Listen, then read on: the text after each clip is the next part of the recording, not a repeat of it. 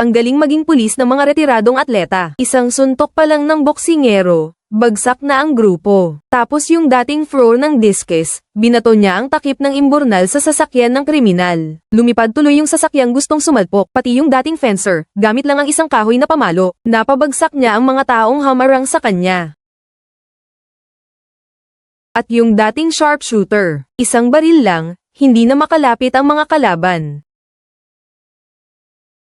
At ngayong si Dongzo ay nag-isang kamay na nadaig ang grupo ni Jin Chabit, kaya naman ay nabawi niya ang kanyang karangalan. Ang ginawa ng retiradong atleta ay pinuri ng media bilang pagbabalik ng isang bayani. Ito ay nagbigay sa hepe ng pulisya na nag-aalala sa paglaganap ng krimen sa lungsod, ng paraan upang mabawi ang kanyang reputasyon. Nais niyang bumuo ng isang espesyal na grupo na katulad ng Avengers, upang sugpuin ang krimen. Ang mungkahing ito ay ikinatuwa ni Dongzo at ng kanyang sumikat na rin ang grupo. Ngunit habang handa na silang kumilos ng malaki, at tutuklasin kung sino ang nasa likod ni Golden Rabbit, dinala na pala si Golden Rabbit ng ibang departamento.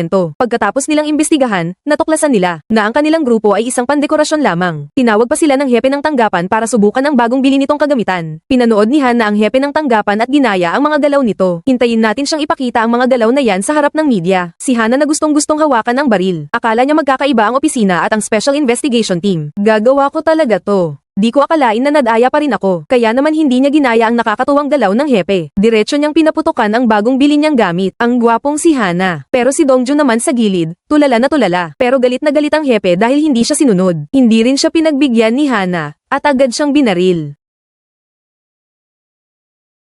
Nang mga sandaling iyon, bumagsak ang hepe. Nagulat din ang mga tao sa paligid. Pero si Dongjo lang ang tulala pa rin kay Hana. Dahil sa nangyari, gusto nang tanggalin ng hepe si Hana. Pero dahil sa dating boyfriend ni Hana na si Kim Jong-hyun, pinilit ko lang siyang baguhin ang isip. Sa totoo lang, gusto nang mag-resign ni Hana matapos siyang ituring na isang vase lang. Nagpaputok siya ng baril sa shooting range para makalma ang sarili. Alam iyon ni Kim Jong-hyun, ang kanyang dating boyfriend. Samantalang si Dongjo, na nag-aalala sa pagbibitiw niya sa trabaho, ay patuloy na naghihintay malapit sa bahay niya. Pero ang kanyang nasumpungan ay ang galit na si Hana. Magre-resign ka nga ba talaga? Sinabi niya kay Dongjo na wala siyang pakialam kung mag-resign siya o hindi. Sabi ko sa'yo, huwag mo akong gustuhin. Pero hindi naman nasaktan si Dongjo. Sa tingin niya, baka sakali lang sa bagay na yan. Baka nga ma-in-love din siya sa kanya at magustuhan siya nito. Pero mariin na sinabi ni Hana, na hindi niya ito magugustuhan. Ayaw ko sa'yo. Ayaw ko talaga. Nawalan ng gana si Dongjo dahil sa mga salitang iyon. Nalungkot siya at umalis na hindi sumunod kay Hana. Sa totoo lang, sobra ang sakit na nararamdaman ni Dongjo. Pero hindi niya pwedeng ipakita ang kalungkutan niya sa harap ng taong mahal niya. Kundi, hindi na sila magiging magkaibigan. Kaya naman nanahimik na lang siya at ininda ang sakit sa kanyang puso. Sa kanyang puso lamang niya iyon di naramdam. Sa totoo lang, hindi naman kailangang pigilan ni Dongzo ang kanyang nararamdaman. Maaari niyang subukang ilabas ang mga hindi niya masabi na hinanakit sa social media. Soul.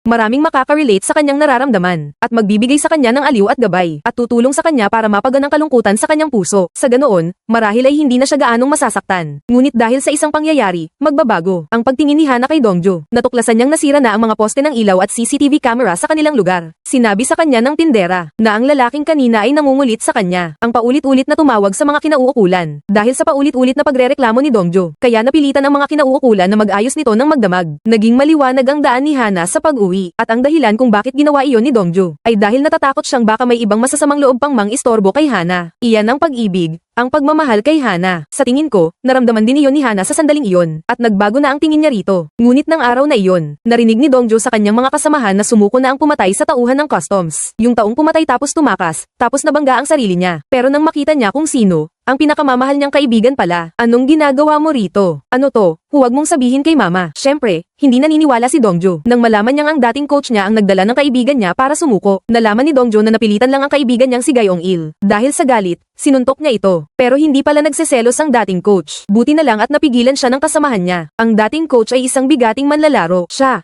isang midweight, ay hindi naman kapantay nito. Pero ang lahat ng palaisipan ay nabunyag matapos dumalo si Dongjo sa libing ng biktima. Matapos niyang aliwin ang anak ng biktima, naalala niya ang isang tao dahil sa kanyang matalas na alaala. Nang dumalo ako sa libing, ang relos ng isang lalaki ay kapareho ng relos ng driver na nakabangga sa kanya. Nalaman kong ang grupo ng mga taong iyon ay mula sa Bureau of Customs. Kaya naman dali-dali akong pumunta sa Bureau of Customs at sinimulang hanapin ang salarin. Ang driver noon, batay sa aking kutob. Sinubukan niya ang bawat isa roon. Pero pinalayas siya ng mga gwardya dahil sa kanyang mga ginagawa. Nasa dito lang pala talaga ang tunay na nasa likod ng lahat. Pero natuklasan pa rin siya ni Dongjo. Hinawakan niya ang kamay nito. Ikaw. Sino ka ba? Dapat alam mo yan.